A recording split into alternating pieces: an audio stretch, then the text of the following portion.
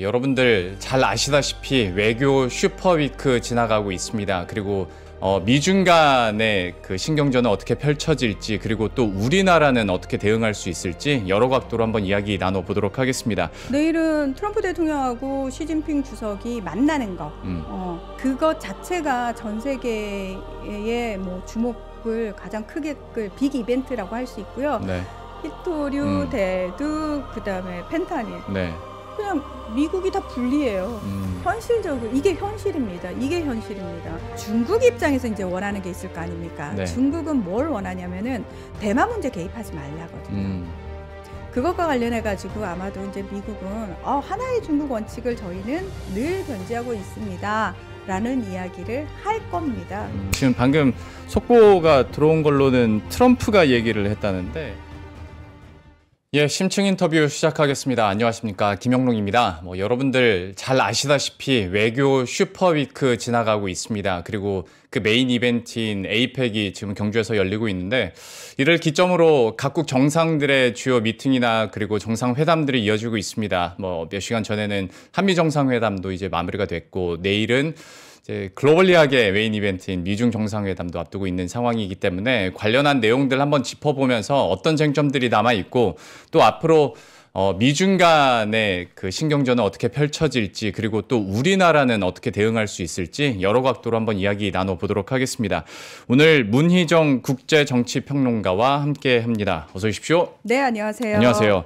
일단 당연히 한미정상회담 얘기부터 해보도록 할 텐데, 네. 저 약간 궁금했던 게, 이번에는 끝나고 나서 공식 기자회견이 있었던 것도 아니고 해서 네.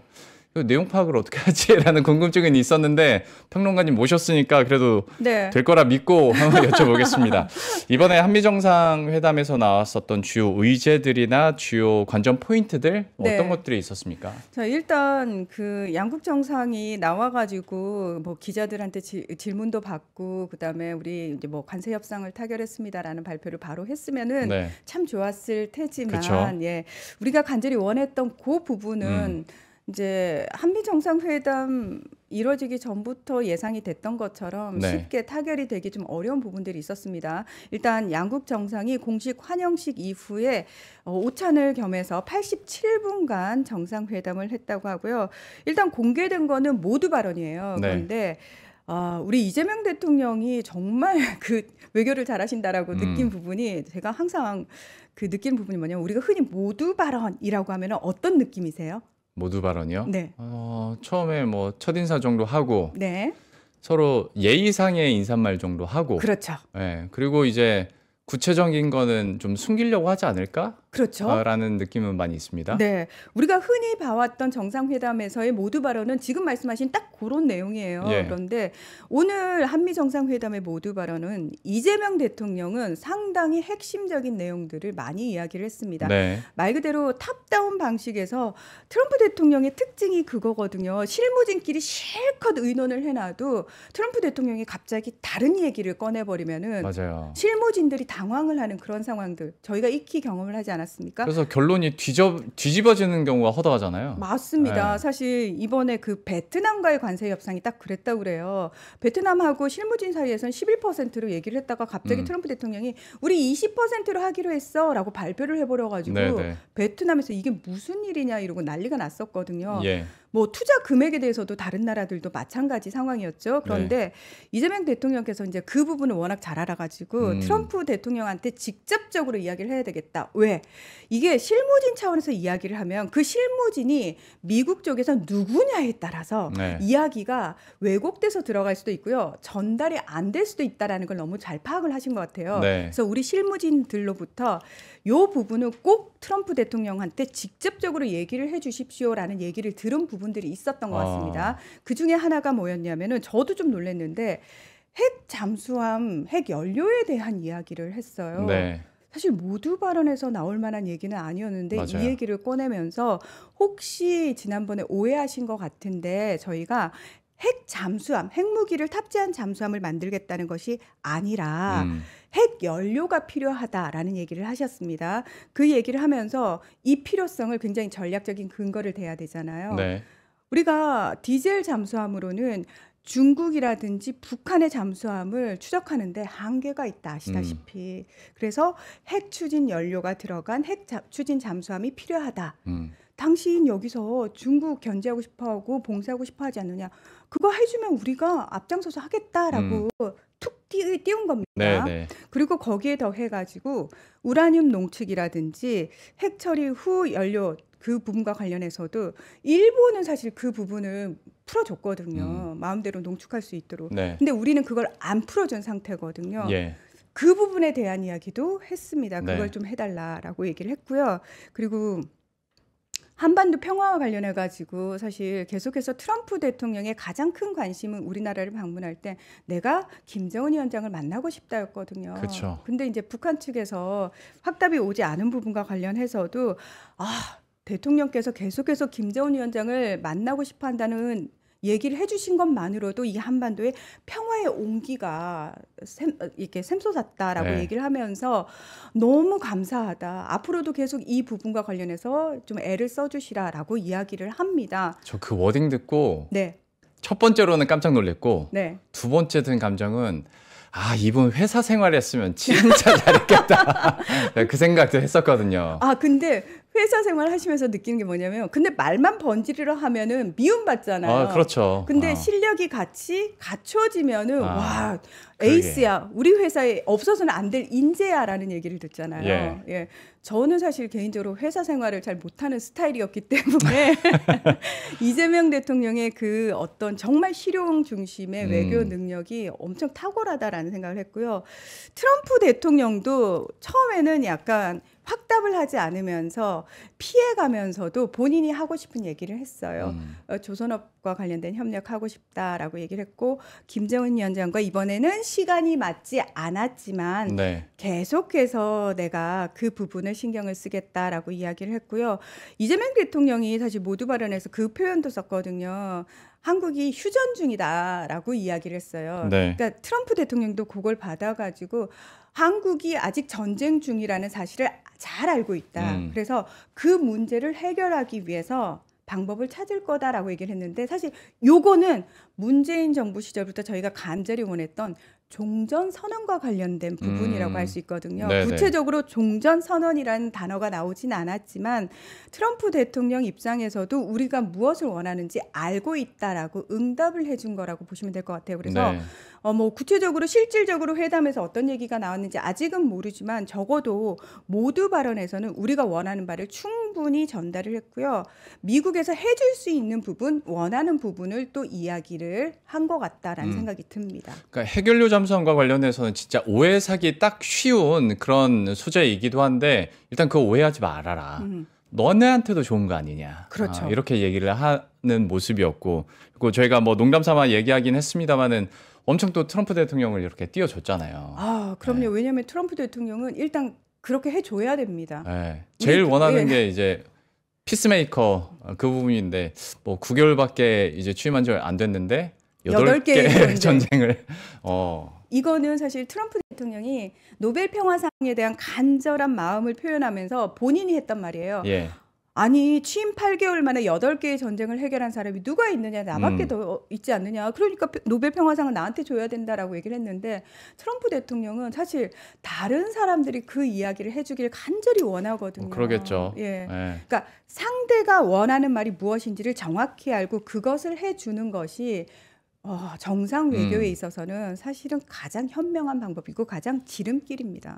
그리고 저 또 하나 놀랐었던 부분 한번 여쭤보고 싶은데, 그러니까 네. 트럼프 대통령도 김정은 위원장 만남이 불발된 거에 대해서 사실 아예 불발이 되면 트럼프 입장에서는 약간 자존심 상해서 그렇죠. 오히려 좀 공세적으로 나갈 수 있다라는 전망들도 오늘 아침까지는 있었거든요. 맞아요. 근데 김정은 위원장이랑 시간이 맞지 않아서 가까운 미래에 확실히 만나긴 할 거야. 되게 유화적으로 표현을 하더라고요. 네. 이 부분에 대해서는 좀 그 워딩에 대해서는 어떻게 보셨어요?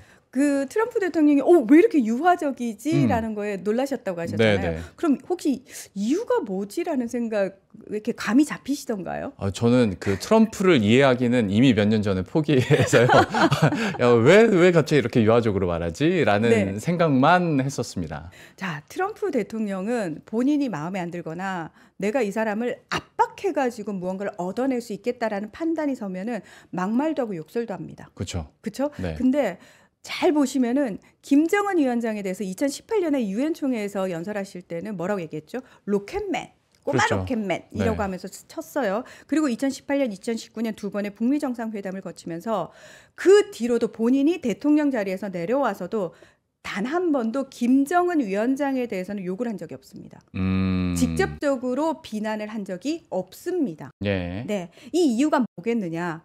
트럼프 대통령은 사실 가장 후회하는 부분이 일기에서 가장 후회하는 부분이 뭐냐면은 북한과의 관계를 본인의 손으로 풀어내지 못한 거에 대한 후회가 굉장히 깊습니다. 왜냐하면 그 당시에 트럼프 대통령 옆에 있었던 트럼프 대통령과 함께했던 내각은 사실 트럼프 대통령이 자기도 대통령이 될 줄 몰랐는데 대통령이 됐잖아요. 네. 아니, 당장 옆에 사람들을 붙여야 되는데 기존의 정치인들, 기존의 행정가들, 뭐 여기저기서 추천받은 그래도 공화당 내에서 신망받는 사람들이 옆에 포진하고 있었단 말이에요. 일명 이제 어른들이라고 표현하는. 네. 자, 그 사람들이 트럼프 대통령이 무언가를 하려고 하면 다 뭐라고 얘기하죠? 안 된다고 얘기를 해요. 다 스톱을 겁니다. 중간중간. 사실 북미 정상회담도 하노이 노딜로 끝났던 이유 중에 가장 큰 이유가 존 볼튼 때문이었다라고 트럼프 대통령 생각을 하는데, 자, 본인의 임기가 끝나고 나서 본인과 함께했던 뭐 장관들이 뒤에서 등에 칼을 꽂았어요. 다 회고록 펴내면서 트럼프 대통령을 비난하고 비판했단 말이죠. 자, 바이든 행정부 4년 동안 트럼프 대통령이 뭘 했느냐?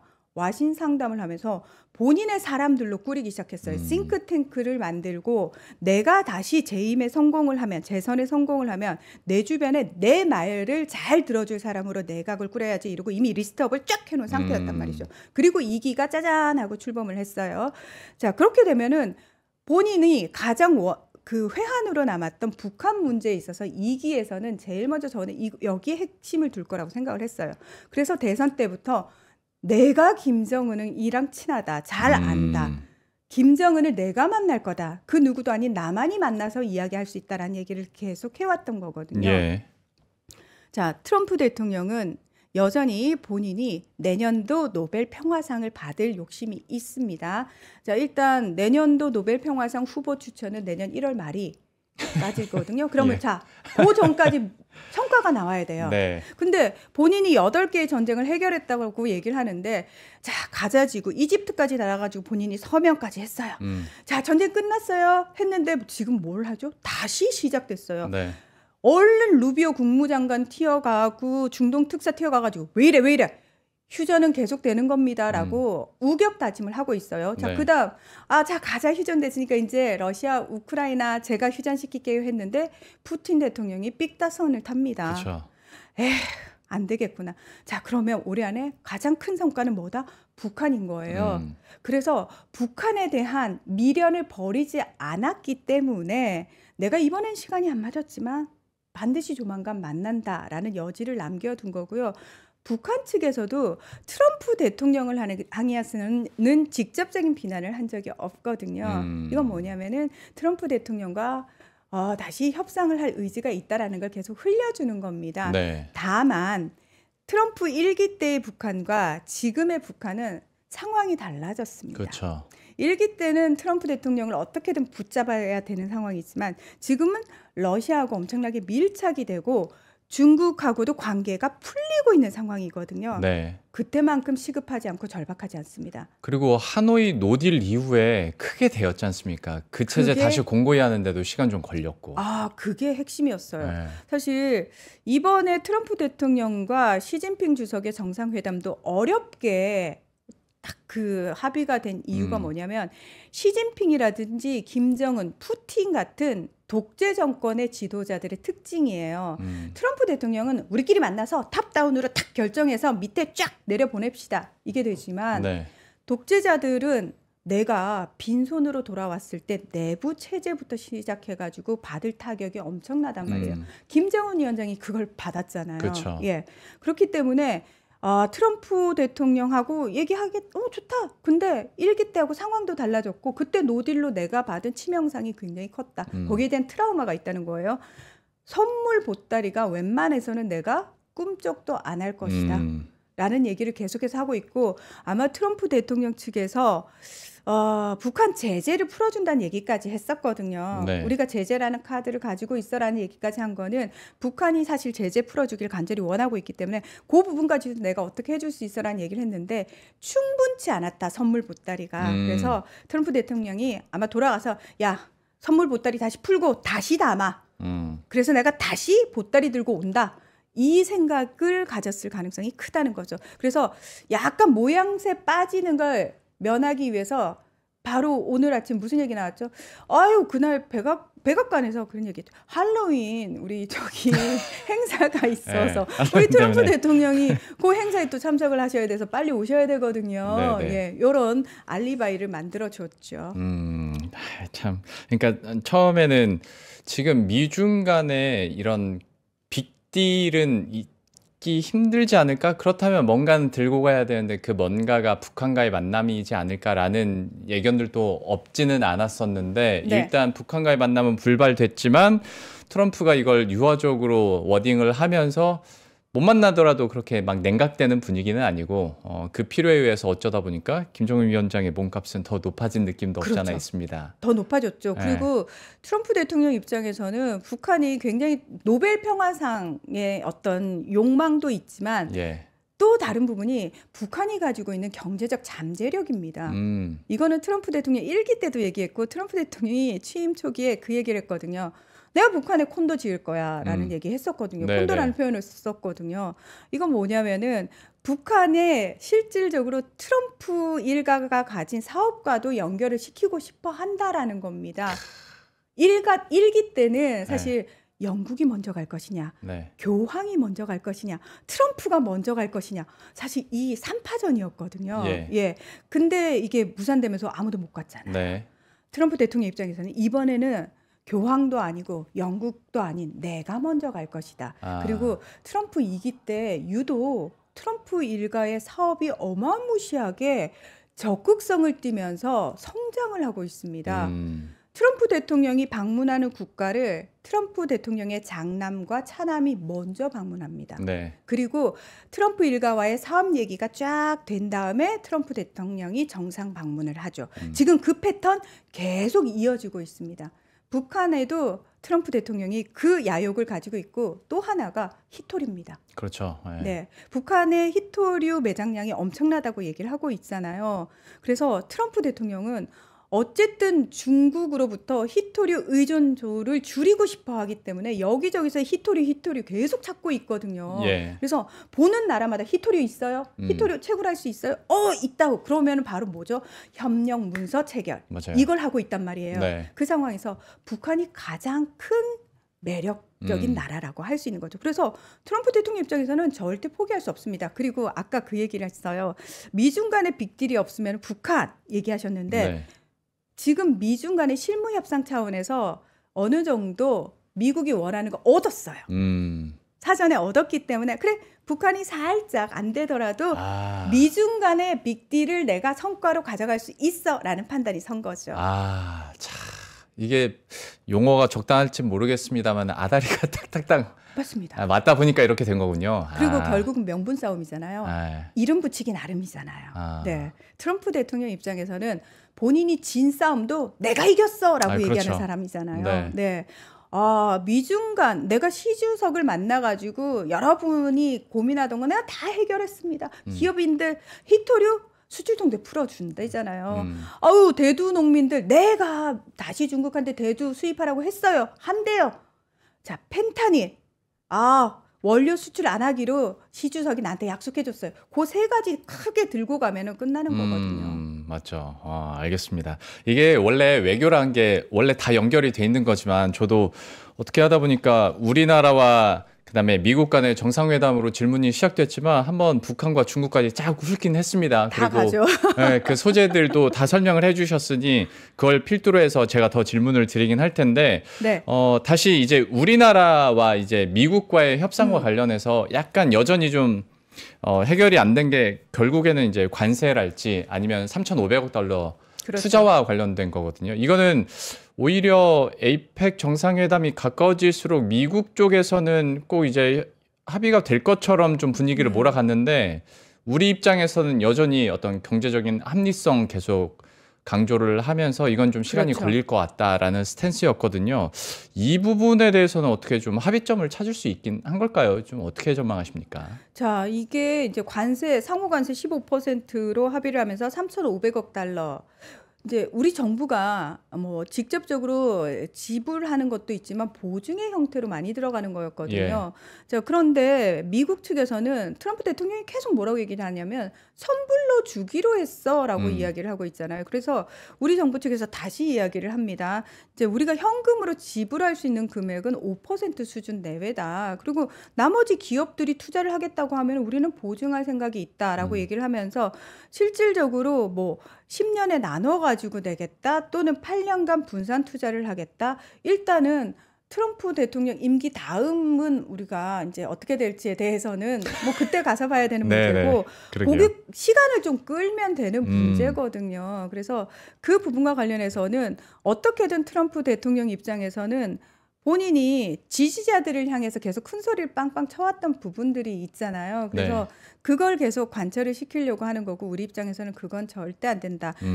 미국 실무진 차원에서는 우리 입장을 충분히 이해를 하고 있고 사실 미국 언론을 통해 가지고 이거 동맹국을 향한 트럼프 대통령의 갈취다. 라는 표현이 나올 정도로 충분히 우리 입장을 이해하는 보도들도 미국 내에서 계속해서 나오고 있는 상황이거든요. 그래서 그런 분위기 자체는 우리한테 결코 나쁘지 않지만 자, 트럼프 대통령의 고집을 어떻게 꺾을 것이냐. 그 꺾을 방법은 결국은 마스가 협력밖에 없는데 자, 일본이 먼저 만나면서 미국이 원하는 걸 다 해줘 버렸잖아요. 그렇죠. 미국은 항상 일본을 걸고 넘어져요. 일본이 서명했잖아. 한국 할 거야. 한국 니네도 해야지. 일본이 이런 방식으로 하기로 했으니까 니들도 해야지라고 얘기를 하는데 우리가 얘기하는 건 일본하고 우리는 경제 규모도 다르고 그리고 우리가 그 금액을 현금으로 지불했을 경우에 우리는 외환 시장의 충격이 상상을 초월한다. 뭐 IMF 가는 거죠. 그렇습니다. 그래서 이재명 대통령이 계속 반복적으로 거듭 얘기하잖아요. 한국의 재앙이 될 협상을 할 생각이 없다. 시간이 걸리더라도 제대로 된 협상을 하겠다라고 얘기를 하고 있는 거죠. 예, 그 얘기 나온 김에 그 어제였는데 일본과의 회담은 그러면 어떻게 결론들이 나고 미국은 결과적으로 미국이 얻어가는 거죠. 미국은 뭘 얻어갔습니까?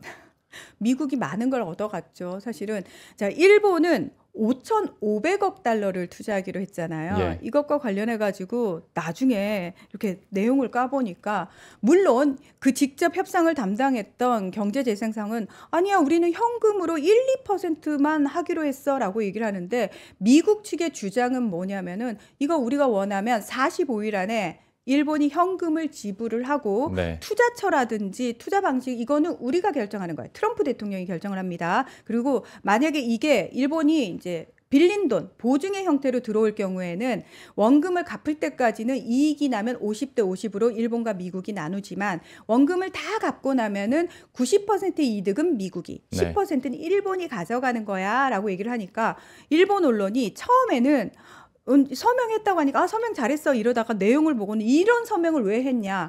우리 언론은 일본 서명했는데 이제 우리나라 어쩔 거냐 이러고 난리가 났는데 제가 계속 방송마다 다니면서 내용을 보셔야 된다. 그런 거 서명하면 큰일 난다. 나라 망한다.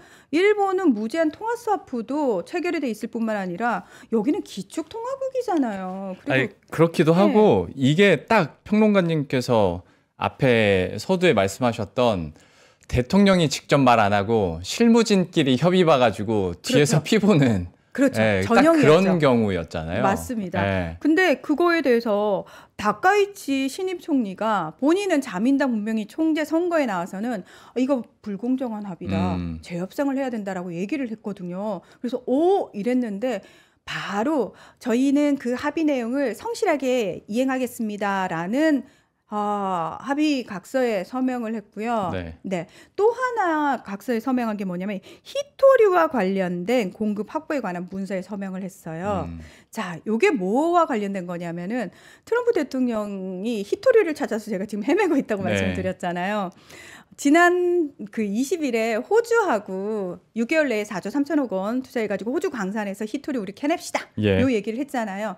여기와 연결된 부분입니다. 일본이 투자를 한다라는 거예요. 여기에 투자를 한다는 겁니다. 어쩐지 미국이 돈을 그렇게 쏟아부을 이유가 없거든요. 제가 네. 봤을 때 분명히 이 돈을 어디선가 삥을 뜯을 텐데 그게 일본이라는 거고요. 네. 사실 아세안 정상회의에 갔을 때도 트럼프 대통령이 이미 태국하고 말레이시아하고도 히토류 관련해가지고 협력 문서를 체결을 했습니다. 네. 그러니까 너 히토리 좀 있니? 그러면 무조건 다 협력 문서를 체결을 하고 있는 상황에서 일본 역시도 그 두 가지 문서 미일 관세 협상 잘 우리가 이행하겠습니다. 히토리와 관련해서 우리가 지원하겠습니다. 거기에 대해서 사인을 한 거죠. 그러니까 참 다카이치도 어쩌다가 첫 정상회담이 하필 트럼프랑 있어가지고 네.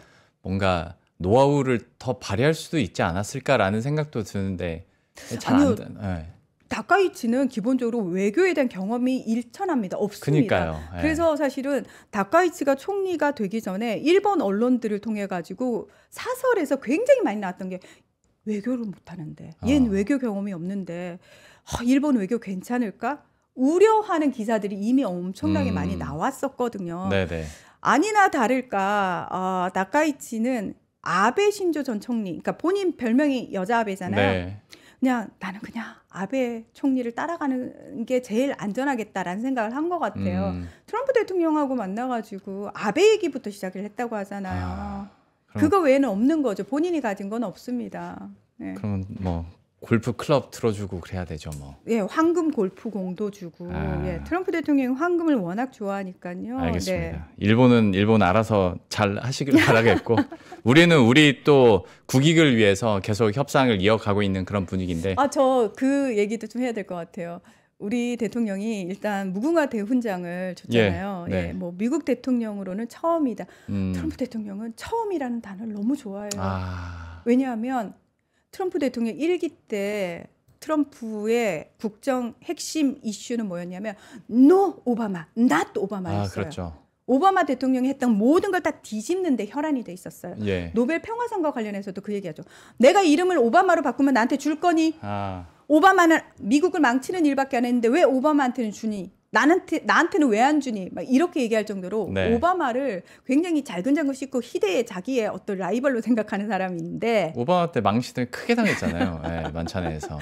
그러니까요. 그래서 우리가 오바마나 바이든한테도 안 준 거를 당신한테 처음 줍니다.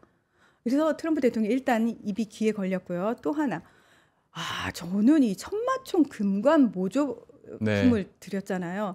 이게 어떤 의미를 가지냐면 사실은 지금 미국 내 상황하고도 좀 연관이 돼 있는데요. 미국 내에서 노킹스 시위가 엄청나게 벌어지고 있잖아요. 그렇죠. 당신 왕이 아니다. 그게 그렇게 이어집니까? 네, 트럼프 대통령이 그래 난 왕이 아닌데 이러면서도 AI로 만든 동영상 있죠. 맞아요. 본인이 왕관을 쓰고 자 전투기를 몰고 시위하는 사람들한테 폭탄. 예, 똥이었죠, 똥. 그거 얘기해야 되네. 내가 푸프라 유튜브로 그랬는데. 하니까. 예. 네, 그걸 뿌리는 걸 스스로 올렸잖아요. 네, 근데 그런 사람한테 당신의 그렇구나. 왕관을 저희가 준비했어요. 금으로 된 거. 트럼프 대통령 입장에서는 입이 진짜 귀에 걸릴 만한 일인 거죠. 그러니까 너무 취향 저격을 잘한 거죠. 그래서 사실은 미국 내에서 지금 반 트럼프 시위를 벌이는 분들한테 너무 죄송합니다만 일단 우리가 살아야 되니까요. 우리 이재명 대통령의 모토 국익 중심의 실용 외교. 예. 미국 내부 일은 미국 내부에서 해결하시고 저희는 국익을 챙겨야 되기 때문에. 어쨌거나 여기 와서 이렇게 오르고 달래야 되는 거니까. 그럼요. 그래서 참. 일본에서 황금 골프공 받아가지고 기분 좋아서 왔는데 골프공 받으셨어요? 저희는 황금, 금관. 참 사회생활 디테일하게 잘하네요. 그러니까요. 예. 너무 외교 잘합니다. 제가 그 부분까지는 이렇게 노킹이랑은 연결을 못 시켰는데 그것도 그렇구나. 다 뭐 외교에 이유가 없는 행동은 없으니까. 그럼요. 알겠습니다. 이렇게 관전 포인트들과 그리고 주요 의미들 계속 얘기를 해주고 계시는데 히토류에 대해서도 조금 더 여쭤볼게요. 사실 기사나 보고서들 보면 전 세계 뭐 70%라고 얘기하는 것도 있고 90% 사실상 중국에서 계속 나온다라고 하기도 하는데 지금 트럼프 대통령이 전 세계를 돌면서 히토류를 모으고 북한과도 관련한 얘기를 하려고 하는 부분에 있어서도 아무리 긁어 모은다 한들 중국과 히토류를 가지고 자유로울 수 있을까라는 좀 갸우뚱함은 있습니다. 중국도 이 상황을 너무 잘 알아서 이 부분에 대한 공격을 꽤 강하게 하는 것 같고요. 그렇죠. 미국이 지금 봉착해 있는 히토류 문제는 그러면 중국을 제외하고 충분히 풀어갈 수가 있기는 합니까? 수년 내에는 불가능하죠. 사실은 그 미국이 수입하고 있는 히토리의 70%를 중국에 의존을 하고 있고 사실 거의 뭐 대부분의 나라들 비슷할 겁니다. 그리고 중국이 관련된 정제 기술의 90%를 독점을 하고 있잖아요. 네. 그러다 보니까 트럼프 1기 때부터 사실 히토류가 문제가 돼서 트럼프 대통령은 미국 내에도 히토류 광산이 있거든요. 예. 네, 그거를 이제 어떻게 좀 활성화시켜 봐라. 2기 들어와서도 그걸 활성화시키기 위한 노력을 엄청나게 하고 있는데 일단 관련한 정교한 기술을 중국이 거의 90%를 독점하고 있는 과정에서 중국이 히토류 수출 통제를 발표하면서 무슨 얘기까지 했냐면 중국의 기술이 0.1%, 중국의 원자재가 0.1%라도 들어간 걸 다른 나라, 다른 기업이 수출할 경우에 중국 정부의 승인을 받아야 된다라는 걸 붙여버렸거든요. 네. 이 운신의 폭은 결코 쉽지 않을 겁니다. 게다가 히토류를 개발하는 과정에서 환경 오염이라든지 그쵸. 생태계 파괴, 뭐 물 오염 어마무시하거든요. 그래서 히토류가 매장돼 있는 나라들은 많습니다만 그걸 고도화된 정제 기술로 만들어내는 기술을 가진 나라도 거의 없거니와 네. 그 과정에서의 그 엄청난 부작용, 폐해들을 감당할 나라들, 특히 선진국들, 서방 그렇죠. 국가들은 더더욱 그걸 감당하기가 힘든 상황인 거죠. 그렇죠. 현실적으로. 네. 그러다 보니까 이제 결국에는 계속 미국이 히토류와 관련해서는 긁히고 있는 상황인 건데 그렇죠. 근데 또 한편으로 약간 의아했던 게 최근 들어서 그러니까 내일 미중 정상회담을 기점으로 봤을 때 정상회담이 가까워지면 가까워질수록 오히려 미국 측에서 조금 더 유화적인 스탠스를 보여주는 거예요. 사실 지난 우리 시간으로 추석 연휴에도 한번 신경전이 팍 있었다가 반나절 만에 트럼프 대통령이 한풀 좀 꺾기도 했고 왜 이럴까? 왜 스탠스가 좀 바뀌어가고 오히려 유화적으로 갈까에 대해서는 좀 어떻게 분석하고 계십니까? 실질적으로 미국이 제가 핵심을 세 가지를 딱 말씀을 드렸잖아요. 히토류, 대두, 그다음에 펜타닐. 네. 그냥 미국이 다 불리해요. 현실적으로 이게 현실입니다. 이게 현실입니다. 그러니까 트럼프 대통령은 1년 안에 히토류 우리가 자체 공급망 가능할 것 같아라고 얘기를 하지만 실제 전문가들은 아니요, 그건 불가능해요라고 다 같이 얘기를 하는데 뭐 트럼프 대통령은 큰 소리 치기 좋아하니까 네. 그 얘기를 하는 것일 뿐이고요. 실질적으로 지금 이제 트럼프 대통령은 내부 본인들의 지지자들을 향한 정치를 주로 하고 있는 사람이잖아요. 네. 그러다 보니까 자신의 지지자들의 대다수인 농민들을 생각 안 할 수가 없잖아요. 지금 원래는 중국이 뭐 미국산 대두의 절반 정도를 원래는 수입을 해줬는데 올해는 지금 단 1kg도 수입을 안 하고 있지 않습니까? 네. 그러니까 그게 트럼프 대통령 입장에서는 엄청난 압박이 됐어요. 왜 농민들 막 분노하고 있는데 그렇죠. 내년 중간선거 앞두고 자 트럼프 대통령은 내년 중간선거가 굉장히 중요하다고 생각해요. 지금 의회에서 공화당이 양원 다 우위를 점하고는 있지만 압도적이지는 않거든요. 맞아요. 네. 근데 중간 선거를 만약에 거치면서 이게 뒤집히게 되면은 본인은 레임덕에 바로 빠지는 상황이 생기기 때문에 어떻게든 중간 선거까지 끌고 가야 되는 상황이라면 대두 이거 바로 가져가야 돼요. 그래서 본인이 대두를 다시 위대하게 콩을 위대하게 이 얘기를 할 정도로 네. 예, 이 부분이 진짜 실질적으로 심각하다라는 겁니다. 네. 그리고 트럼프 대통령 1기 때 기억나시는지 모르겠지만 트럼프 대통령이 무슨 인터뷰를 하면서 책상 위에 있는 어떤 문건을 이렇게 살짝 보는 장면이 잡혀요. 그러니까 사람들은 그 내용이 뭐지? 북한 관련 내용일까요? 이런 내용이 나왔는데 실질적으로는 그게 뭐였냐면 펜타닐로 인한 사망자로 인해서 아, 공중보건 비상사태를 선포하는 문제와 관련된 문건이었어요. 아, 그러니까 코로나19 팬데믹으로 사망한 사람보다 실제로 미국은 매년 이렇게 마약으로 약물 오용으로 사망하는 사람의 숫자가 훨씬 더 많거든요. 네. 이게 어느 정도 수준이냐면 한창 노동을 해야 되는 그 연령대가 노동자층이 부족해지는 이유 중에 가장 큰 이유가 이런 마약 중독 때문에 사망자가 그래요? 어마무시하게 늘어나고 있는 부분이거든요. 근데 이게 펜타닐 때문이라는 거예요, 실질적으로. 예. 그래서 그럼 펜타닐이 어디로 들어오느냐? 콜롬비아에서 제조돼서 멕시코를 거쳐가지고 미국으로 밀매가 되는데 중요한 건 이 펜타닐을 만드는 모든 원료가 다 중국에서 온다는 거죠. 그래서 일기 때도 중국한테 계속 그 얘기를 했던 거죠. 그거 수출하지 마. 그럼 중국 정부는 우리는 그걸 단속하고 있는데 애들이 몰래 수출하는 걸 우리가 어떻게 막겠니? 그러니까 이건 사실은 묵인을 해주는 거잖아요. 네. 예.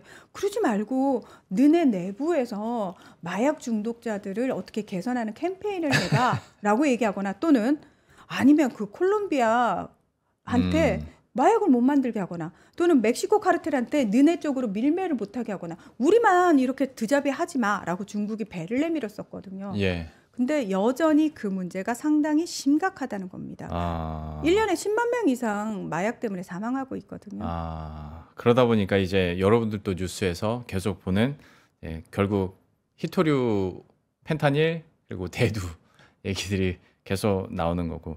그러면 그것도 한번 여쭤볼게요. 내일 이제 미중 정상회담 얘기가 나오는데 여기서는 좀 어떤 의제들이 주로 얘기가 될 것이고 그리고 역시 트럼프는 어떤 걸 요구할 건가에 대해서 좀 어떻게 전망하십니까? 네, 지금 말씀드린 부분들이 이미 베센트 재무장관이 이 부분과 관련해서 실무 협상 차원에서 우리 어느 정도 합의를 이뤘다라고 발표를 했거든요. 네. 그래서 그 얘기를 실질적으로 확인하는 그런 자리가 될 것이고요.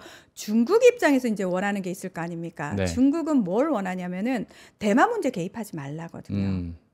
그것과 관련해 가지고 아마도 이제 미국은 하나의 중국 원칙을 저희는 늘 견지하고 있습니다라는 이야기를 할 겁니다. 그거 해주면서 굉장히 좋은 분위기가 형성이 될 거고요. 사실 그 시 주석이 원래는 이제 트럼프 대통령을 별로 만나고 싶어 하지 않았어요. 네. 근데 트럼프 대통령은 취임하기 3일 전에 제일 먼저 전화 통화를 한 그 정상이 시 주석이었어요. 예. 그리고 초기부터 계속 내가 취임 100일 안에 중국에 갈 수도 있어 라는 얘기를 할 정도로 시 주석과 만나고 싶다라는 얘기를 계속 했었거든요. 네. 그래서 시 주석 입장에서는 실무 차원에서 모든 게 합의가 돼서 딱 세팅이 되지 않으면 안 나가겠다는 게 입장이었고 트럼프 대통령에서는 통 크게 우리 둘이 만나서 결정합시다였고 그게 결국은 중국 측이 원하는 방식으로 됐죠. 실무진에서 세팅이 다 된 상태에서 만나는 거고요. 자, 그러면 시 주석은 무엇을 얻어가느냐?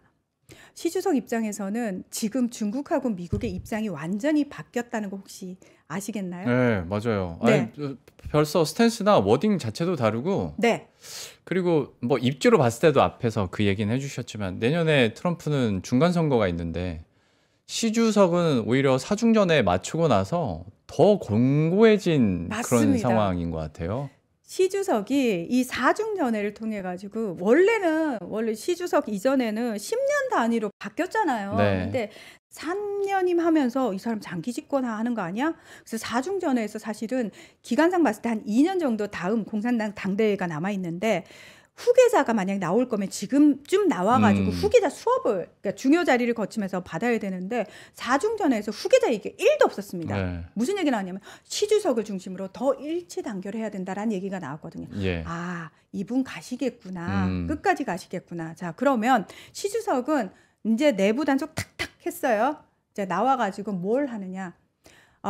얼마 전까지만 해도 사실 중국은 발톱을 숨기고 있다가 우리가 힘을 제대로 가졌을 때 발톱을 드러내고 패권을 차지하자 이거였지만 트럼프 대통령이 1기 때 미중 무역 전쟁을 발발시키면서 중국으로 하여금 발톱을 빨리 드러내게 계속 사실은 만들었죠. 네. 그래서 지금은 이미 중국이 그 역할을 받아들인 것 같아요. 그러면서 중국이 계속해서 다자주의를 얘기를 하고 다른 사람 자유무역을 이야기하고 다른 나라의 내정 간섭은 하면 안 된다라는 얘기를 해요. 예. 그리고 미국 측에서는 자국 우선주의를 얘기하고 뭔가 바뀐 것 같은데. 그러니까요. 심지어 세계 무역 체계 자체를 트럼프 대통령은 이미 트럼프 라운드라는 표현을 쓰기 시작했어요. 그러니까 우리가 WTO라고 해가지고 다자무역 체계 네. 시스템이었잖아요. 그러면서 거기 중국을 끌어들일 때 뭐였어요? 야, 중국을 이렇게 끌어들여 놔야지 얘들이 뒤에서 딴짓을 못해.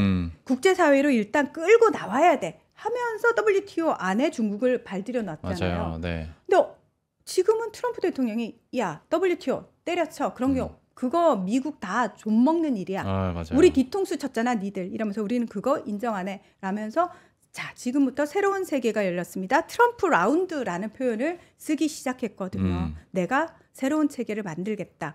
자, 여기에 대항하는 시 주석의 어떤 입장이 돼버린 거예요. 그래서 시 주석은 지금 마치 트럼프로부터 고통받는 자 다 나에게로 오라.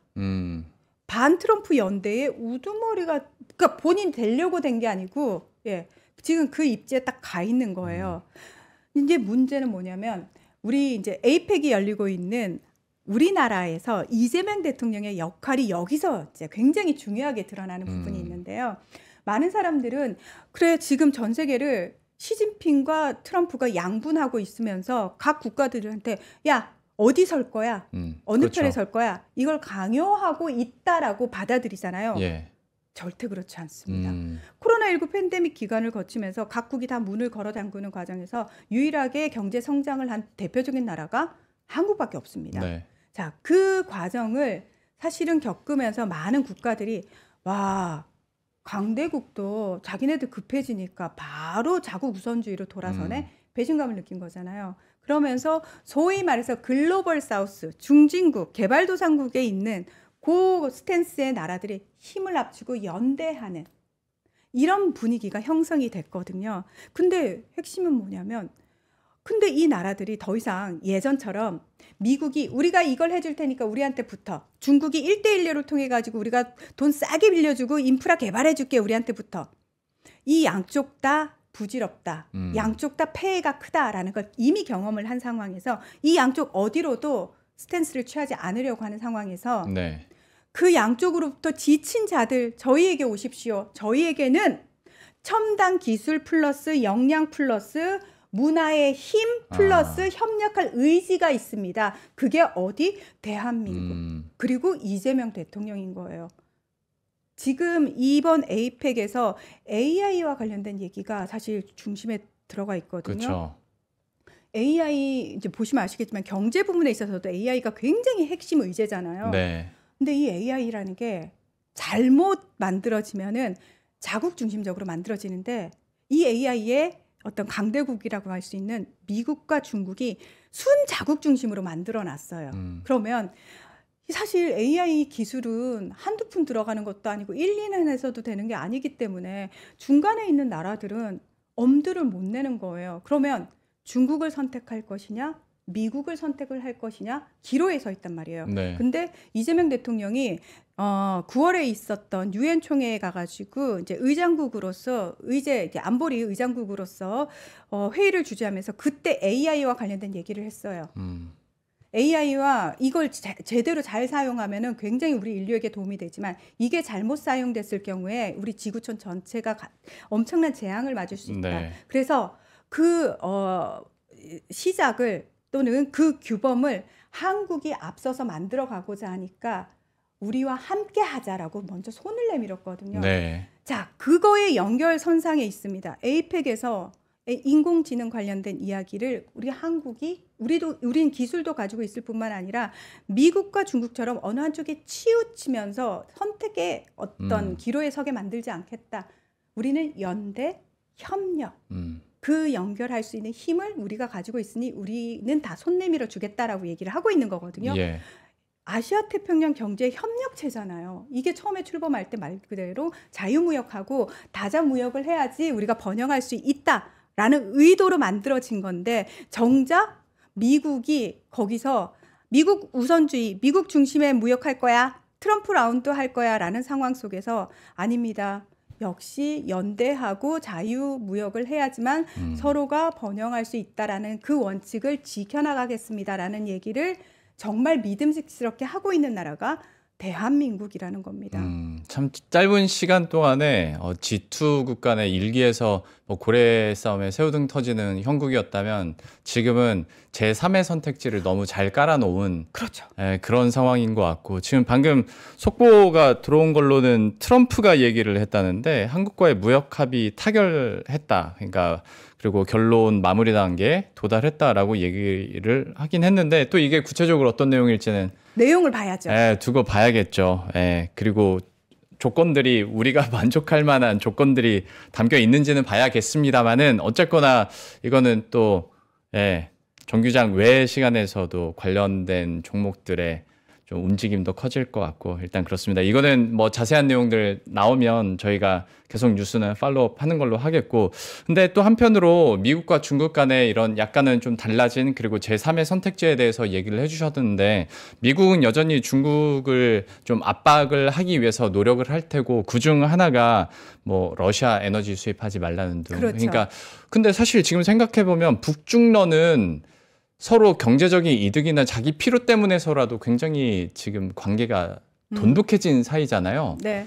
그런데 미국이 그렇게 요구를 한다고 북중러가 서로 다시 좀 멀어지려 할까에 대해서는 좀 갸우뚱함이 좀 있거든요. 근데 북중러를 이렇게 자꾸 묶으면서 왜 묶느냐에 대해서 우리가 생각을 해볼 필요가 있는데, 네. 그건 한미일의 대척점에 세우기 위해서 북중러를 묶는 거거든요. 자, 그런데 이제 많은 분들한테 제가 이 비밀을 좀 하나 알려드리면요. 북중러가 하나로 늘 묶이는 것처럼 보이지만 동상이몽입니다. 그렇죠. 네. 자, 중국하고 러시아는 서로의 꿈이 달라요.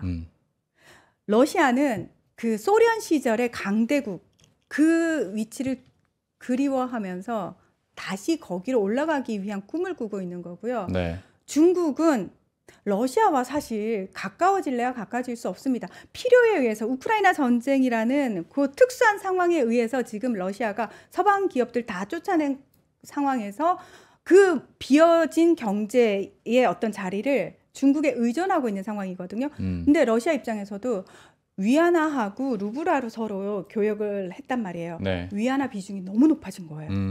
그게 러시아한테는 부담이 돼요. 중국 의존도가 너무 높아진 게 러시아 입장에서는 부담이 돼요. 그래서 러시아의 푸틴 대통령이 한국을 향해서 계속 물밑에서 이렇게 협상을 하고자 하는 부분이 그거예요. 네. 중국 대신에 한국이 좀 들어와 달라. 한국은 그 모든 걸 해줄 수 있는 나라거든요. 중국을 좀 대체해 줄 수 있는 유일한 나라거든요. 그걸 원하고 있는 거고, 중국 입장에서는 우리는 러시아하고 급이 달라. 우리가 대체하고자 하는 건 미국의 자리지. 그러니까 1국 체제로서의 중국이 G1이 되고자 하는 거지, 북중러로 묶여가지고 그 원오브댐 3분의 1 그걸 원하는 게 아닙니다. 네. 그래서 중국은 굉장히 신경을 많이 씁니다. 그 세 개로 묶이는 거에 대해서. 자, 그럼 북한은 어떤 상황이냐? 북한은 필요에 의해서 러시아하고도 손을 가깝게 잡았다가 중국하고도 손을 가깝게 잡고 있거든요. 중국과 러시아가 그걸 모를까요? 중국, 러시아 입장에서는 북한이 필요해서 얘네들이랑 같이 가긴 하는데 얘네는 말 그대로 북한이 제일 잘하는 게 등거리 외교라고 얘기하잖아요. 네. 저는 사실 그렇게 작은 나라가 사실 세계 최강대국이라고 하는 미국 대통령하고 바로 1대1 정상회담 한 나라는 유일하게 북한밖에 없거든요. 그렇죠. 외교 잘합니다. 네.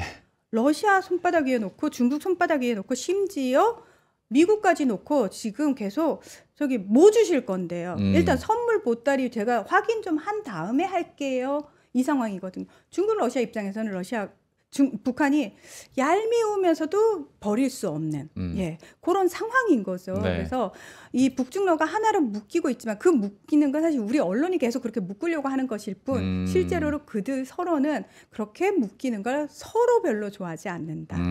서로 다른 꿈을 꾸고 있다. 그리고 그 과정에서 중국도 한국하고 가까워지기를 원하고 있고요. 러시아도 한국하고 가까워지기를 원하고 있고요.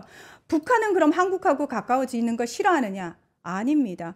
자, 북한이 미국하고 통 크게 다시 정상회담 해가지고 손을 잡으면은 미국이 모든 걸 다 해줄 수 있느냐? 아니거든요. 그렇죠. 현실적으로 북한의 제재를 풀어서 북한의 경제 협력을 해줘야 되는 나라는 한국입니다. 그래서 많은 분들이 한국 패싱 되는 거 아니에요? 패싱 될 수가 없습니다. 지금 미국이 모든 걸 다 북한이 원하는 대로 해줄 수 없고 그 과정 속에서 한국에게 일정 부분 역할을 맡길 수밖에 없고 북한도 그걸 너무 잘 알고 있기 때문에 한국은 패싱 당할래야 패싱 당할 수가 없는 상황입니다. 네. 평론가님, 제가 너무 빠져들어서 얘기를 듣다 보니까 저 한 30분 지났나 싶었는데 네. 52분이 지났어요. 아, 드릴 질문은 많은데 네.